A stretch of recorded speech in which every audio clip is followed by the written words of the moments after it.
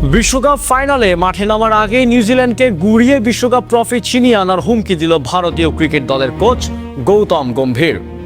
বিশ্বকাপ ফাইনালের আগে উত্তেজনা যেন চরমে পৌঁছে গেছে। মাঠে বল গড়ানোর আগেই শুরু হয়ে গেছে মানসিক যুদ্ধ, আর সেই যুদ্ধেই এবার বড় বার্তা দিলেন ভারতীয় ক্রিকেট দলের কোচ।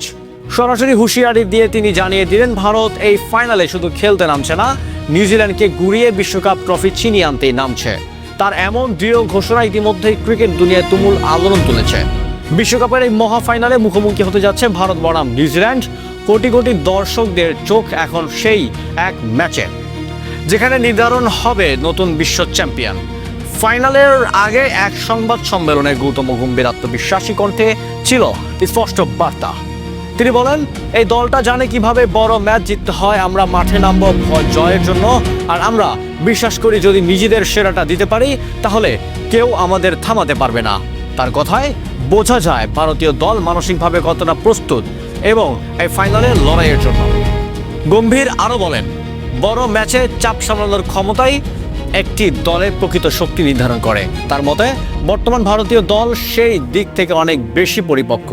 ব্যাটিং থেকে বোলিং প্রতিটি বিভাগেই রয়েছে ম্যাচ জেতানোর মতো খেলোয়াড়। দলের অধিনায়ক সূর্যের নেতৃত্বে ভারত এই টুর্নামেন্টে অসাধারণ ক্রিকেট খেলছে। আক্রমণাত্মক ব্যাটিং এবং সাহসিক কৌশল তাদেরই সবচেয়ে বড় অস্ত্র। বিশেষ করে ভারতের ব্যাটিং লাইন আপ নিয়ে গম্ভীর বেশ আশাবাদী। তার মতে ওপেনিং থেকে মিডল অর্ডার সব জায়গাতেই রয়েছে বিস্ফোরক ব্যাটসম্যান, যার কয়েক ওভারে ম্যাচের গতিপথ বদলে দিতে পারে তারা। এছাড়া অলরাউন্ডার হার্দিকের মতো খেলোয়াড় দলের ভারসাম্যকে আরও শক্তিশালী করছে। ব্যাটিং ও বল দুই বিভাগের তিনি ম্যাচ বড় ভূমিকা রাখতে পারেন। বোলিং বিভাগ নিয়েও গম্ভীরের আত্মবিশ্বাস কম নয়। বিশেষ করে তারকা পেসার জাসপ্রীতের নাম উল্লেখ করে তিনি বলেন, বড় ম্যাচে বুমরা সবসময় দলের সবচেয়ে বড় অস্ত্র।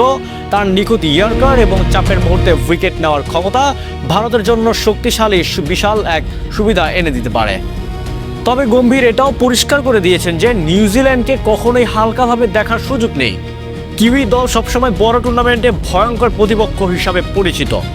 তারা শান্তভাবে পরিকল্পনা করে খেলতে ভালোবাসে এবং সুযোগ পেলেই ম্যাচের মোড় ঘুরিয়ে দিতে পারে।